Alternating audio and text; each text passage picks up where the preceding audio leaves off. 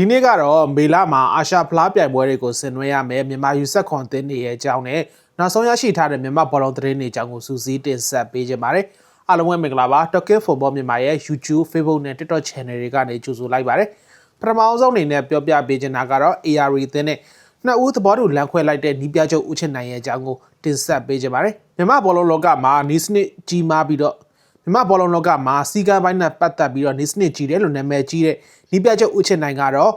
အခုချိန်မှာ AR အသင်းနဲ့နှစ်ဦးသဘောတူလမ်းခွဲလိုက်ပြီးဖြစ်တယ်လို့သိရှိရပါတယ်။ဒီပြချုပ်ဦးချစ်နိုင်က2024-2025ဘောလုံးရာသီပြီးမှာ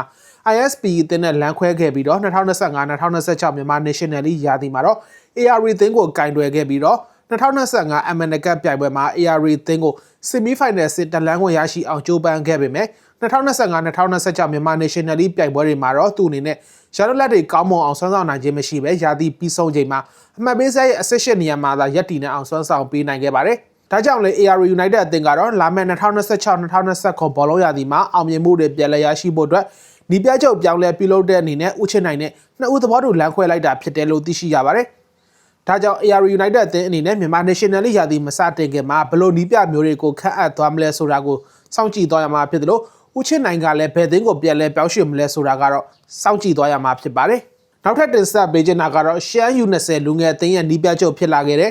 ဦးဟန်ဝင်းအောင်ရဲ့အကြောင်းကိုတင်ဆက်ပေးချင်ပါတယ်။ရှမ်း United အသင်းရဲ့ကစားသမားဟောင်းတဦးလည်းဖြစ်တယ်လို့ပြီးခဲ့တဲ့ရာသီကရှမ်း United အသင်းကိုမြန်မာ National League Champion ဆုကိုရရှိအောင်ဆွမ်းဆောင်ပေးနိုင်ခဲ့တဲ့နီးပြချုပ်ဦးဟန်ဝင်းအောင်ကတော့လာမယ့်ရာသီမှာရှမ်း United အသင်းအကြီးကိုကိုင်တွယ်သွားမှာမဟုတ်ပဲရှမ်း United U20 လူငယ်အသင်းကိုသာနီးပြချုပ်ဖြစ်ဆောင်ရွက်သွားမှာဖြစ်တယ်လို့သိရှိရပါတယ်။ဦးဟန်ဝင်းအောင်အနေနဲ့စီနီယာအသင်းကြီးကနေလူငယ်အသင်းကိုပြောင်းရွှေ့ကိုင်တွယ်လိုက်တာ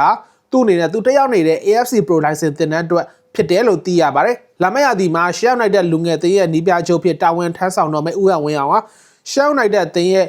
နီးစနစ်အကြံပေးဖြစ်ဆက်လက်ဆောင်ရွက်သွားမှာဖြစ်ပြီးတော့ရှမ်း United အသင်းကလည်းနီးပြချုပ်သစ်ကိုမကြာမီကာလအတွင်းမှာခန့်အပ်သွားမှာဖြစ်တယ်လို့လည်းသိရှိရပါတယ်။နောက်ဆုံးတင်ဆက်ပေးချင်တာကတော့မေလအတွင်းမှာယူဆက်ခွန်အာရှဖလားပြိုင်ပွဲတွေကိုရှင်ပြိုင်ကစားသွားရမယ်မြန်မာယူဆက်ခွန်အသင်းတွေအကြောင်းကိုတင်ဆက်ပေးချင်ပါတယ်။ဂျပန်နိုင်ငံသူနီးပြကူမီကိုကင်တွယ်လင်းနေတဲ့ရှိတဲ့မြန်မာယူဆက်ခွန်မြို့သမီးအသင်းကတော့မေလ1ရက်နေ့ကနေ18ရက်နေ့အထိတရုတ်နိုင်ငံမှာအေရှဖြစ်လက်ခံကျင်းပသွားမယ်2016ယူဆက်ခွန်မြို့သမီးအာရှဖလားပြိုင်ပွဲကိုဝင်ရောက်ရှင်ပြိုင်ကစားသွားရမှာဖြစ်ပါတယ်။မြန်မာယူဆက်ခွန်မြို့သမီးအသင်းဟာတရုတ်နိုင်ငံမှာကျင်းပသွားမယ်2026ယူဆက်ခွန်မြို့သမီးအာရှဖလားပြိုင်ပွဲရဲ့အုပ်စု A မှာအေရှတရုတ်အသင်းထိုင်းအသင်းဗီယက်နမ်အသင်းတွေနဲ့တရုတ်စုတွေကြောက်ရောက်နေလဲရှိပြီးတော့အုပ်စုပွဲစဉ်တွေအနေနဲ့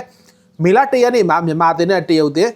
မေလ4ရက်နေ့မှာမြန်မာအသင်းနဲ့ထိုင်းအသင်းမေလ9ရက်နေ့မှာအုပ်စုနောက်ဆုံးပွဲစဉ်အနေနဲ့မြန်မာအသင်းနဲ့ဗီယက်နမ်အသင်းတို့ရှင်းပြိုင်ကစားတော့ရမှာဖြစ်ပြီးတော့ပြိုင်ပွဲကျင်းပရေးပုံစံတွေအရအုပ်စုပထမနဲ့အုပ်စုဒုတိယရရှိတဲ့အသင်းတွေပြင်အကောင်းဆုံးအုပ်စုတတိယနှစ်သင်းကပါရှုံးထွက်ဆင့်ကိုတက်လှမ်းခွင့်ရရှိမှာဖြစ်ပါတယ်။ Sorry နိုင်ငံမှာမေလ9ရက်နေ့ကနေ22ရက်နေ့ထိကျင်းပသွားမယ်2026ယူဆက်ခွန်အမျိုးသားအာရှဖလားပြိုင်ပွဲကိုတော့နီးပြချုပ်ဦးကျော်စရာကင်တွယ်နေလဲရှိတဲ့မြန်မာယူဆက်ခွန်မျိုးသားအသင်းကဝင်ရောက်ရှင်ပြိုင်ကစားသွားရမှာဖြစ်ပါတယ်။မြန်မာယူဆက်ခွန်မျိုးသားအသင်းကSorry နိုင်ငံမှာကျင်းပသွားမယ်2026ယူဆက်ခွန်အာရှဖလားပြိုင်ပွဲရဲ့အုပ်စု A မှာAsian Sorry တဲ့ဥဘကစ္စတန်အသင်းထိုင်းအသင်းတွေနဲ့တအုပ်စုတွေကြောက်နေလဲရှိပြီးတော့မေလ9ရက်နေ့မှာ Sorry တဲ့မေလ9ရက်နေ့မှာဥဘကစ္စတန်တဲ့မေလ12ရက်နေ့မှာထိုင်းအသင်းတွေနဲ့အုပ်စုပွဲစဉ်တွေကိုရှင်ပြိုင်ကစားသွားရမှာဖြစ်ပါတယ်။2026ယူဆက်ခွန်အာရှဖလားပြိုင်ပွဲရဲ့ပြိုင်ပွဲကျင်းပရေးပုံစံတွေရအုပ်စုပထမရရှိတဲ့အသင်းတွေနဲ့အုပ်စုဒုတိယရရှိတဲ့အသင်းတွေကသာရှုံးထွက်ဆင့်ကိုတက်လှမ်းခွင့်ရရှိမှာဖြစ်တာကြောင့်မြန်မာအသင်းအနေနဲ့ရှုံးထွက်ဆင့်ကိုတက်လှမ်းခြင်းနဲ့ဆိုရင်တော့အုပ်စုတွင်ပွဲစဉ်တွေမှာရလက်ကောင်းတွေရရှိဖို့စူးစမ်းရမှာဖြစ်ပါတယ်။အခုတင်ဆက်ပေးခဲ့တာကတော့မေလအတွင်းမှာအာရှဖလားပြိုင်ပွဲတွေကိုဆင်နွှဲရမယ်မြန်မာယူဆက်ခွန်အသင်းတွေကြောင်းဝယ်ဖြစ်ပါတယ်။ကြည့်ရှုအားပေးတဲ့အတွက်အားလုံးကိုကျေးဇူးတင်ပါတယ်။